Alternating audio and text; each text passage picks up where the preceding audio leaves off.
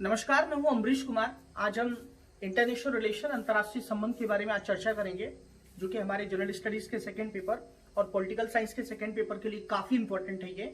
और हम लोग आज इंडिया मालदीव के रिलेशन के बारे में चर्चा करेंगे। जैसा कि आप लोगों को पता है कि अभी हाल में हमारे जो फॉरेन सेक्रेटरी साहब हैं विदेश सचिव, उन्होंने जो है वो मालदीव की यात्रा की और वहां पर 4 समझौतों पर हस्ताक्षर हुए, और जिसमें कि एक सबसे इंपॉर्टेंट जो समझौता था वो मालदीव की ग्रेटर जो कनेक्टिविटी है उससे रिलेटेड है, और बाकी के जो समझौते हैं यूथ कह सकते हैं कि डेवलपमेंट से रिलेटेड है और स्पोर्ट अफेयर्स से रिलेटेड समझौता था। तो इस प्रकार से महत्वपूर्ण समझौते हुए, और कहीं ना कहीं ये भारत और मालदीव के संबंधों को आगे ले जाने का एक प्रयास था। आपको मालूम होगा कि जब से आजादी मिली मालदीव को, तो उसके बाद भारत ने सबसे पहले जो है मालदीव को रिकॉग्नाइज किया, उसको मान्यता दी। भारत और मालदीव के संबंध कई बार अप एंड डाउन उसमें आए, क्योंकि विभिन्न प्रकार से सत्ताओं का परिवर्तित होना इसका कारण रहा है। लेकिन अभी आप देखेंगे कि अभी जो मालदीव की सरकार है, मालदीव की सरकार जो है वह कहीं ना कहीं जो उसकी जो पॉलिसी है वो भारत इंडिया फर्स्ट पॉलिसी है, और भारत की भी जो विदेश नीति है वो है इंडिया जो है अपने नेबरहुड को फर्स्ट प्रायोरिटी देता है। इंडियाज नेबरहुड फर्स्ट पॉलिसी के अंतर्गत जो है हमारा मालदीव भी आता है। मालदीव के अंदर आप देखेंगे तो मालदीव एक समुद्री कह सकते हैं देश है, हमारे मैरीटाइम सिक्योरिटी के लिए काफी इंपॉर्टेंट है, हमारी सिक्योरिटी के लिए काफी इंपॉर्टेंट है, क्योंकि उसका जो लोकेशन है राइट वो इंडियन ओशन में है।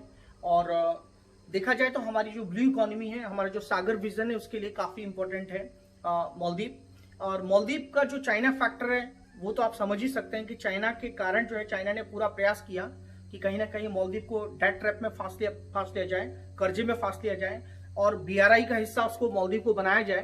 लेकिन आज आप देखेंगे कि मालदीव के भारत के रिलेशन काफी प्रगाढ़ हुए हैं। आज भारत जो है डिफरेंट सेक्टर्स में हम लोग एक दूसरे के साथ हैं, चाहे वो कॉपरेशन एरियाज की बात करेंगे तो यूनाइटेड नेशंस में जो सिक्योरिटी काउंसिल है उसमें मालदीव सपोर्ट करता है। अगर हम देखेंगे कि जो डिफरेंट प्लेटफॉर्म है, चाहे वो नेम का हो, नेम के साथ साथ अगर आप देखेंगे गुट निरपेक्ष आंदोलन जिसको कहते हैं, चाहे वो सार्क हो, और सार्क कंट्रीज के साथ साथ अगर आप सार्क प्लेटफॉर्म के साथ अगर आप देखेंगे तो उसमें कॉमनवेल्थ भी है, राइट। तो इस तरीके से देखेंगे कि हम लोग डिफरेंट प्लेटफॉर्म पे साथ में हैं, और हम एक नया आयाम जो अभी देख रहे हैं भारत और मालदीव के रिलेशन का, वो बिम्स्टेक में देख रहे हैं, और उसमें हम एक नए परिप्रेक्ष्य में हमारे एक दूसरे के रिलेशन को देख रहे हैं, संबंधों को देख रहे हैं। जहां तक ट्रेड रिलेशन की अगर मैं बात करूंगा तो ट्रेड रिलेशन जो है वो अभी 700 से लेके 800 करोड़ तक हो चुके हैं।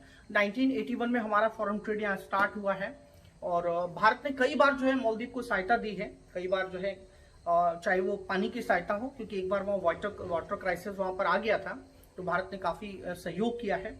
और आपने देखा होगा कोविड-19 के दौर में भी जो है मालदीव के साथ काफी हमने जो है सहायता दी कोविड-19 के दौरान।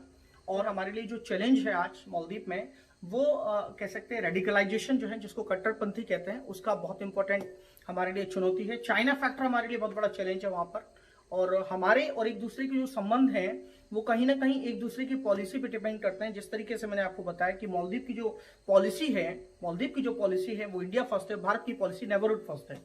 भारत ने एक कह सकते हैं कि लाइन ऑफ क्रेडिट भी दिया है मालदीव को, उसके साथ साथ हमने कुछ ग्रांट्स भी दी हैं, और हमारे जो इंफ्रास्ट्रक्चर प्रोजेक्ट हैं वो भी चल रहे हैं। हम वहाँ पोर्ट्स का निर्माण कर रहे हैं, पोर्ट्स के साथ साथ आप देखेंगे जो है वहां पर कंस्ट्रक्शन का काम चल रहा है, हॉस्पिटल्स बनाए जा रहे हैं भारत के द्वारा। तो इस तरीके से भारत और मालदीव के आज जो रिलेशन है वो काफी प्रगाढ़ हुए हैं, और इसी के साथ थैंक